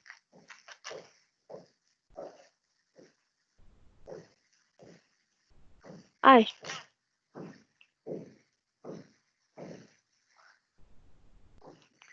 Bueno, los niveles. Ay.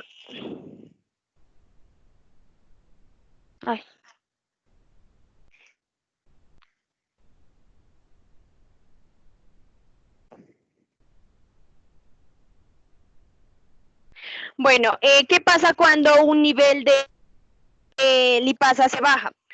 Cuando un bajo de nivel de lipasa podría significar que hay daño en las células del páncreas que producen la lipasa. Esto sucede en ciertas enfermedades crónicas como lo son la fibrosis quística. Si sus niveles de lipasa no son normales, eso no significa necesariamente que usted tenga un problema médico que requiere tratamiento. ¿Qué indican los valores de lipasa bajos o disminuidos en sangre? No obstante, pues los valores muy bajos podrían sugerir problemas en el páncreas, que es incapaz de producir cantidades suficientes de lipasa. Esta incapacidad del páncreas puede producir lipasa, puede producirse en ciertas enfermedades como, ya lo dije anteriormente, la fibrosis quística. ¿Cómo se denomina la lipasa disminuida en sangre? Se la denomina como hipolipasemia. Bueno, en niveles ligeramente bajos son los niveles de lipasa en sangre son bajos, pero no se usan como herramienta de diagnóstico, ya que algunos laboratorios pueden considerarlos incluso dentro de los rangos normales, para que no es motivo para alarmarse. Bueno.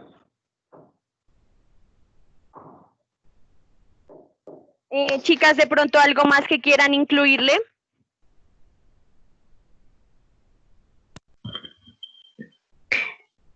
¿Me escuchan, profe? Sí, se escucha. Como para incluirle ahí a la compañera, algunos beneficios de la enzima lipasa son para mejorar la digestión, puede mejorar los síntomas de la enfermedad celíaca, sirve para mantener las enzimas pancreáticas a niveles óptimos.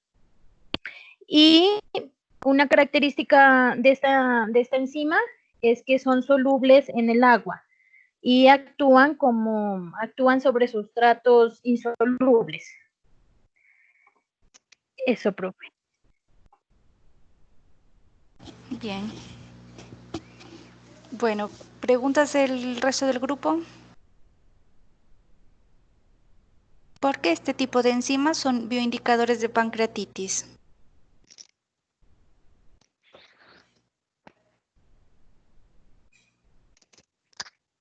porque esta es la enzima que se encuentra en mayor proporción. ¿En dónde?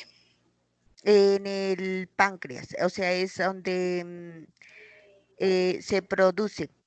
Se produce en el páncreas esta enzima, bien, sí, por eso mismo, porque ahí es, generalmente cuando se asocia, por ejemplo, una enzima a procesos hepáticos, otras a procesos cardíacos, o bueno, según la lesión que usted quiera evaluar, se utiliza una enzima porque hay una gran expresión de esta enzima en ese tejido, ¿no? Bien, listo, Moni. Bueno, buen trabajo, chicas. Gracias. Las felicito. Bueno, niños, profe, este tipo... hay una enzima, se me fue el internet, no sé si Angie lo habló, hay una enzima que está en la saliva de los bebés para cuando son lactantes menores, para los de la leche materna. Materna. Esa enzima la producen, es una enzima salivales. Sí, una lipasa salival. Sí. Bien, bien, chicos. Bueno, este tipo de ejercicios que no habíamos hecho con ustedes son importantes porque la participación, digamos, el proceso de la exposición es el resultado de un proceso participativo de los integrantes del grupo en la organización, en la estructuración, en la preparación. Entonces, esto es muy importante en este tipo de asignaturas porque no es lo mismo. A veces es más fácil hacerlo individual, pero realmente no es lo mismo. Es más enriquecedor trabajar en grupo. Y esto hay que fortalecerlo porque en las profesiones, en la profesión que ustedes han escogido y que algunos empiezan ya a ejercerla desde sus trabajos, el trabajo en grupo es primordial. No hay un enfermero que trabaje solo, sino que trabaja un número de personas que tienen un objetivo común. Entonces, estos ejercicios también buscan no solamente que ustedes aprendan de un tema, sino que se aprenda a trabajar, que se compartan las responsabilidades y que se aprendan a respetar los puntos de vista de todos, porque no siempre en los grupos todos coinciden en su forma de pensar. En general se hizo un buen trabajo. Yo los felicito por esta parte que ustedes han podido adelantar. Y también los invito a que hagamos el resto de nuestra jornada, que ya nos quedan 20 minutos, pero yo voy a aprovecharlos para que podamos adelantar. Les voy a pedir que cuando ustedes vean, antes de eso tengo que hacer otra cosa. Yo les voy a compartir en el chat un link que es en el que van a trabajar. Seguramente hoy no vamos a alcanzar, pero esto les va a quedar de tarea. En este link vamos a tener el simulador. Y yo les voy a pedir que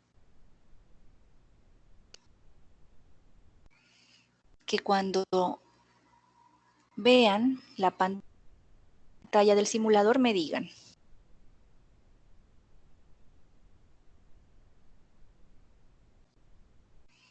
¿Estamos viendo? No, no se mira todo. Allá. ¿No? Sí, Ahora ahí sí, ya, bueno.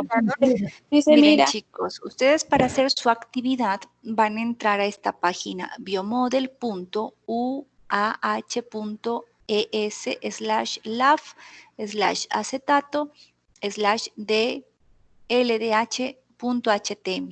Ese link ya está copiado en el chat, entonces por favor vean lo que vamos a hacer.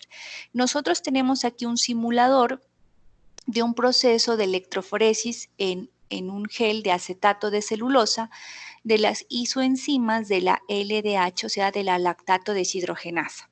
Miren, lo que nosotros tenemos acá es una tira de acetato de celulosa. Ustedes ya vieron electroforesis, ¿no? ¿Sí o no? No, profe. No han visto todavía. Bueno, entonces les cuento yo. La electroforesis es una técnica molecular que nos permite cuantificar proteínas, ácidos nucleicos, o sea, ADN, ARN. Lo que hace la electroforesis es que nosotros tenemos un gel, en este caso el gel puede ser de agarosa, o en este caso nosotros tenemos una tira de acetato de celulosa. Ese es un medio. Entonces nosotros lo que hacemos es poner unas proteínas acá en uno de los costados y nosotros aplicamos en ese gel una corriente eléctrica. La corriente eléctrica lo que hace es movilizar las sustancias y separarlas. Entre más pequeña sea la sustancia, más corre, y entre más grande sea la sustancia, es más pesada, entonces se queda más cerca de donde nosotros lo depositamos. Entonces, miren, yo por ejemplo voy aquí a elegir un perfil normal para que ustedes vean, ¿vale? Y vamos a ver, estas son, a ver, no quiero elegir de suero sanguíneo, por ejemplo. Miren, veamos acá. Aquí tenemos la tira de acetato de celulosa. Y nosotros vemos que esta enzima, la lactato deshidrogenasa, tiene varias isoenzimas. Son por lo menos 5 isoenzimas. Y miren que acá nosotros tenemos 1, 2, 3, 4, 5 picos acá en el densitograma. Eso corresponde cada uno de los picos a una de las isoenzimas. Nosotros tenemos acá en la tira de acetato de celulosa 5 bandas. Corresponden las bandas también a cada una de las isoenzimas.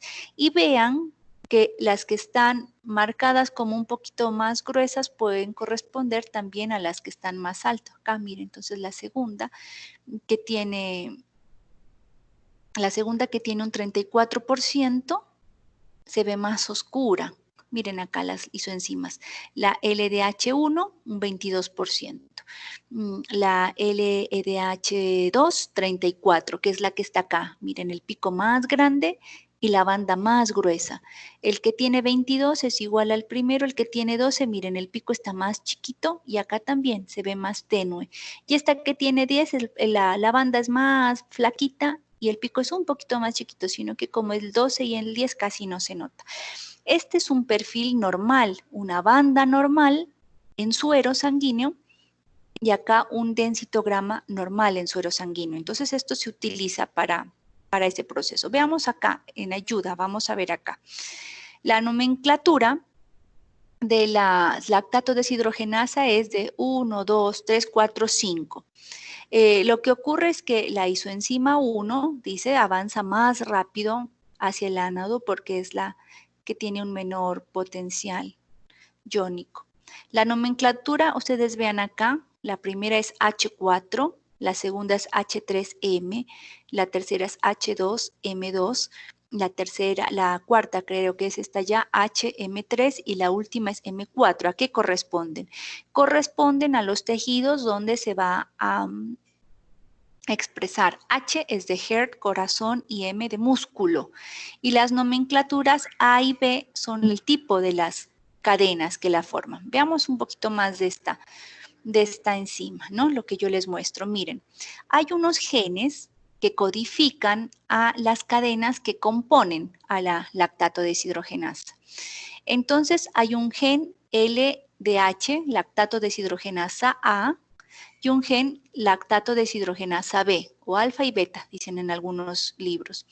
Entonces, el gen lactato deshidrogenasa A codifica a las cadenas polipeptídicas M, o sea, las que están en el músculo, y el gen beta a las cadenas polipeptídicas H, o sea, la que está en el corazón. Las diferentes isoenzimas se van a formar por la composición cuaternaria de la enzima, es decir, por cómo se mezclan estas cadenas polipeptídicas. Miren, por ejemplo, aquí tengo la M4, las 4 cadenas polipeptídicas, porque la lactato deshidrogenasa tiene 4 subunidades, entonces las 4 subunidades son M. En esta tendré 3 M's y una H. En estas tengo mitad y mitad. Acá tengo una sola M y 3 H y en la última tengo las 4 cadenas polipeptídicas de H. Entonces, lo que yo voy a hacer es cuantificar esas isoenzimas. Entonces, por ejemplo, dice, en el hígado y en el músculo se expresan, veamos qué pasa en el hígado. En el hígado y en el músculo se expresan predominantemente las LDHA, que codifican a las subunidades M. En el músculo esquelético, miren, tengo estas 2. Pero, por ejemplo, en el músculo cardíaco tengo predominantemente a las H, porque son las heart, ¿no? Las de subcadenas del corazón. En los leucocitos yo tengo más o menos igual, entonces vean ustedes cómo hace la distribución de esta lactato deshidrogenasa. Esta, como ustedes nos contaron, creo que fue el segundo grupo, se expresa en sangre. Nosotros lo que vamos a hacer es ver, miren, yo que tengo perfiles normales, ¿vale? Miren, despliego acá y tengo, por ejemplo, normalmente en el cerebro, ¿cómo se expresa? Se expresa predominantemente la segunda isoenzima LDH2 y la tercera isoenzima LDH3. Eso es normal en el cerebro. Y miren que coincide con las bandas. Ustedes van a ver también este es el cerebro, vamos a ver en el corazón. En el corazón es predominante la primera isoenzima. En los eritrocitos tengo esta, y miren cómo va cambiando acá. Entonces, esta es la tarea que ustedes tienen, ver cómo van cambiando los perfiles normales. Y después nosotros vamos a ver qué es lo que ocurre en los perfiles patológicos. Acá lo compara, por ejemplo, este es el normal. Y si ustedes quieren verlo más grande, yo aquí le voy a poner un volumen de la muestra y está 50, le voy a poner 100 solamente para verlos más grandes, ¿vale? Entonces, miren, ahí veo los picos más grandes para que ustedes los distingan. Ustedes después van a ver qué pasa a un paciente que tiene anemia hemolítica. Entonces, bueno, aquí se me salió. Voy a volver a 50. Uy, peor, le puse 500. 50. Entonces, miren, vamos a comparar este con el normal. O sea que para eso ustedes han tenido que hacer una captura del normal. ¿Qué pasa con un paciente que tiene cáncer? Entonces vamos a ver cuáles son las isoenzimas que se expresan más. ¿Qué pasa un paciente que tuvo infarto de miocardio y que tiene 3 días después? Y la idea es que ustedes vean un suero de una prueba, un paciente que ustedes no saben qué tienen, pero le presenta esto. ¿Qué tendrá este paciente de esta prueba? Entonces ustedes tienen que comparar con los perfiles patológicos y con los perfiles normales.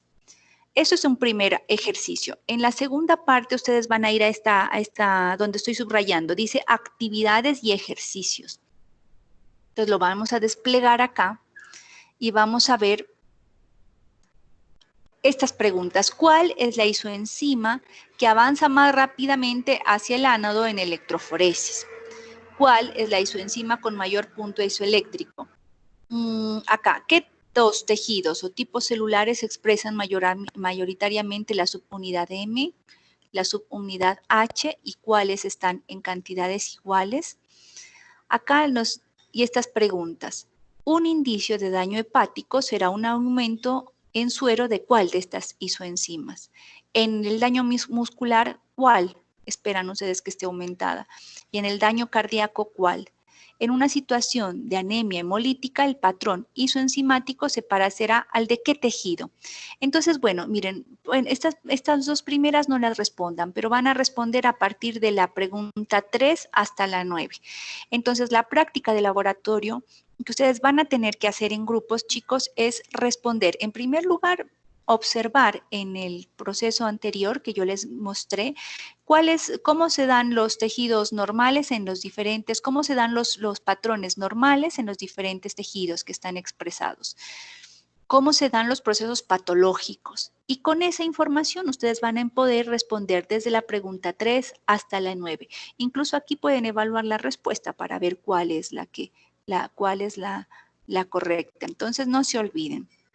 ¿Qué es lo que vamos a hacer? Miren, revisar cada uno de los patrones normales y le pueden ir tomando así un pantallazo a esto para que lo vayan viendo. Por ejemplo, ponen cerebro, ponen corazón, eritrocito, hígado, leucocitos y miren que cada uno de estos, cuando yo voy cambiando, voy a poner aquí eritrocitos. Miren, me indica cómo se expresan. El dato se da a partir de unos 60 miligramos sobre litros de la LDH total.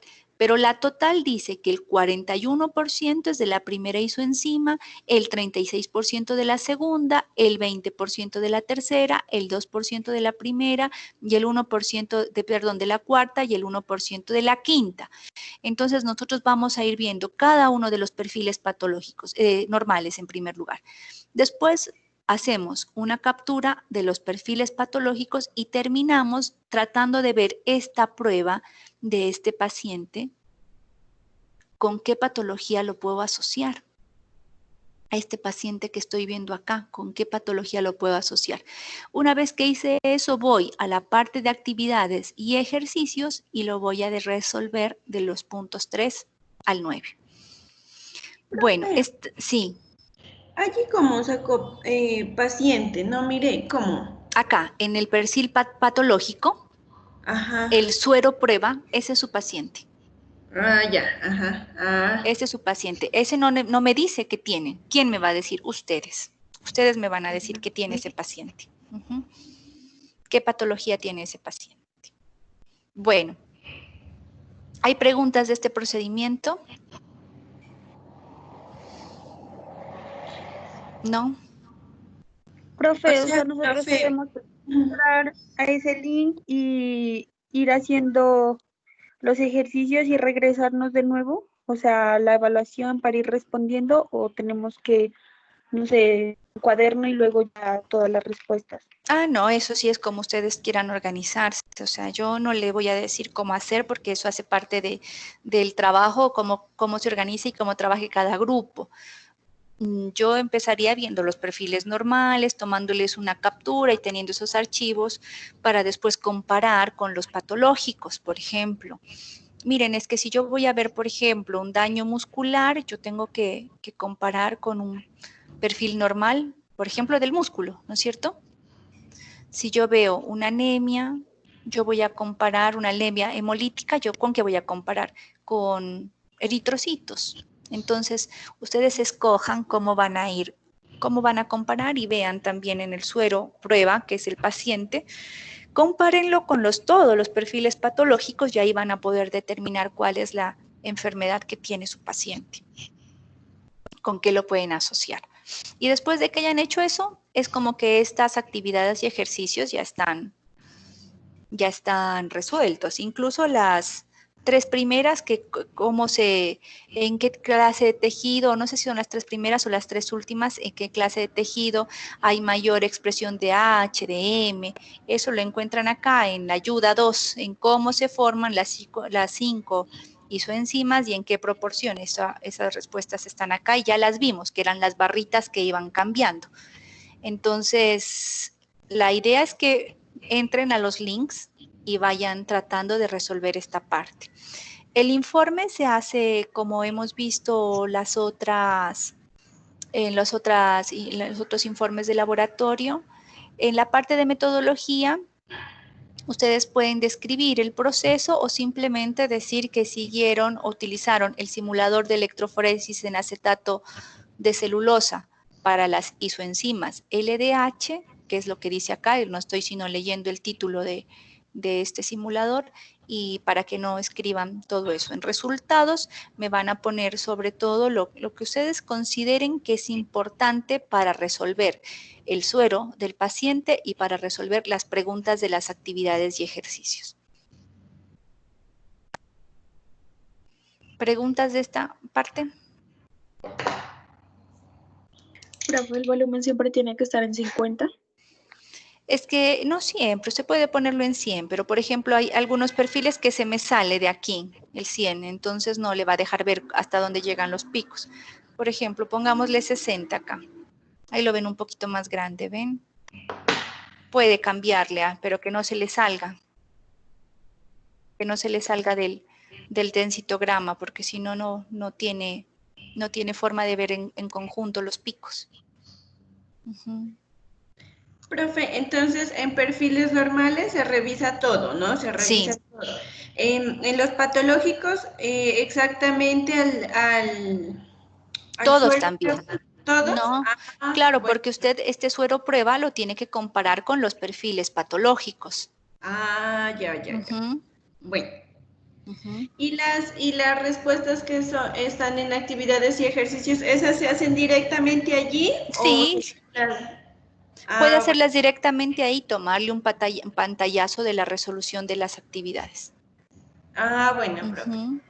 La cuestión, sobre todo, aprovecho para decirles en la discusión de resultados es por qué ustedes van a asociar esas pruebas a ese suero prueba del paciente a esa patología. Porque, por ejemplo, el pico de la isoenzima 1 coincide o el 2, bueno, eso es lo que tienen que decir. Ahí sí hay harto para analizar. Este está un lindo laboratorio para hacer análisis de resultados. ¿Y interpretación. ¿Para cuándo lo entregamos? Eso está en el cronograma. A ver. Cronograma. ¿Están viendo mi pantalla?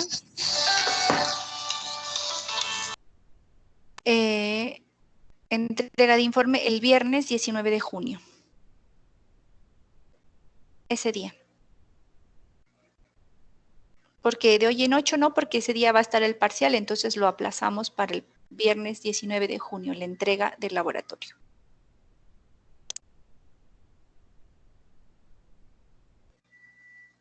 ¿Listo? Profe, ¿y solo le entregamos informe o también hay que entregarle preinforme? No, preinforme no, porque no hicimos guía, entonces solamente informe.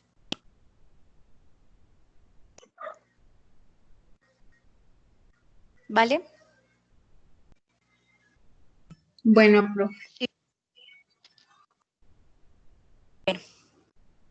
Entonces, chicos, si no hay más preguntas, más dudas, yo les agradezco mucho. Hoy fue una jornada muy productiva, me gustó su trabajo, sus exposiciones, fue un gran aporte para todos.